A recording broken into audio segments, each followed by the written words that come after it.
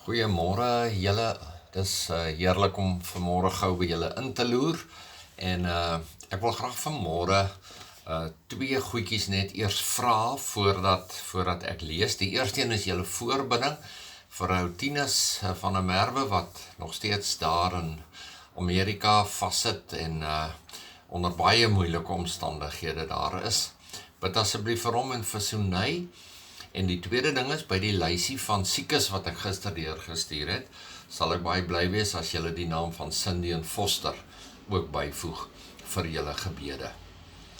In klaagliedere, hoofstuk 3, staan die volgende: Die Here verstoot 'n mens nie vir altyd nie.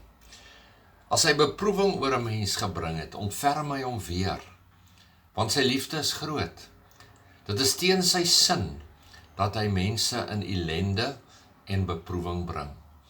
Wees verseker dat die Here vir jou in hierdie tyd nie verstoot nie, dat hy by jou is en dat hy nie daarvan hou dat ons swaar kry nie. Here, ek wil sommer net bid dat U vir elkeen wat nou na hierdie boodskapie luister, vandag 'n stukkie hoop sal gee, dat U die een is wat 'n mens in nood verlig.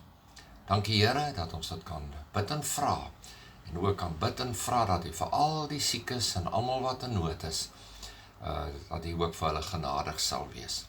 Ook vir Julie wat haar man Fred verloor het, vir Tinus daar in die verte, en baie ander wat swaar kry. Ons bid dit in Jesus se naam. Amen. Hoop jy het 'n fantastiese dag, mooi bly.